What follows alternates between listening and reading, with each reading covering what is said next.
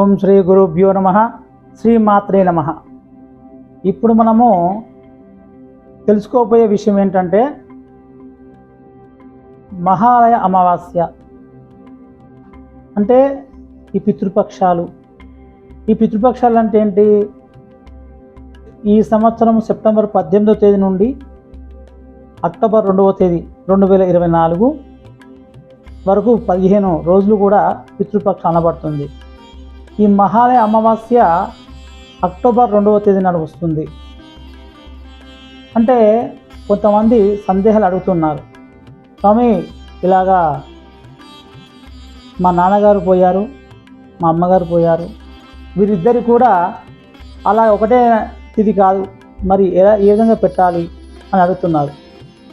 ఇలాంటి సందేహాలు చాలామంది అడుగుతున్నారు.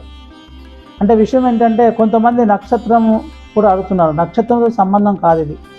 ఎవరైతే ఏ మాసం నందు ఏ తిథి నాడు పోయినారో అదే లెక్క. ఆ మాసంలో ఆ తిథి అంటే అమావాస్య తర్వాత వచ్చేది శుక్లపక్షము, పౌర్ణమితో వచ్చేది బహుళపక్షము.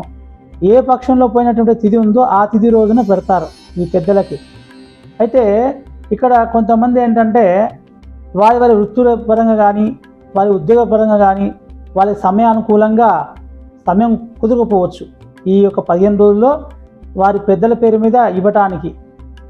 కానీ అలాంటి వాళ్ళు ఏం చేయాలంటే మహాలయ అమావాస్య రోజున అక్టోబర్ 2వ తేదీ రోజున ఆ రోజు ఉదయాన్నే లేచి వారు ఉపవాసం ఉండాల్సి వస్తుంది. అంటే మధ్యాహ్నం 12 వరకే. వారు ఉదయం లేచి టిఫిను అలాంటివి చేయకుండా కేవలం టిఫిన్లు కాకుండా టీలు కానీ కాఫీ కానీ తాగొచ్చు. వారి పెద్దలు ఎవరైతే ఉంటారో తల్లిదండ్రులు లేని వారు మాత్రమే, ఉన్నవారు మాత్రం చేయకూడదు. ఈ తల్లిదండ్రులు ఉన్నవారు వాళ్ళ తాతలకు మొత్తం వారు చేసుకుంటారు.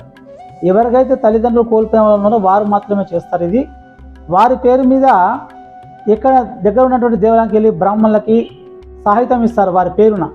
అంటే పప్పు, చింతపండు, ఆ యొక్క ఉప్పు, 5 రకాల కూరగాయలు, బియ్యము ఇలాగా ఇస్తూ ఉంటారు బ్రాహ్మణ సాహిత్యం కింద వాళ్ళ యొక్క పేరు మీద. అలాగే కొంతమంది వారి ఇంట్లోనే వారి ఫోటో ముందల దీపారాధన చేసి వారికి ఇష్టమైనటువంటి పిండి పదార్థాలు, వాళ్ళకి నచ్చినటువంటి వంటలు చేసి అలా పెడుతూ ఉంటారు.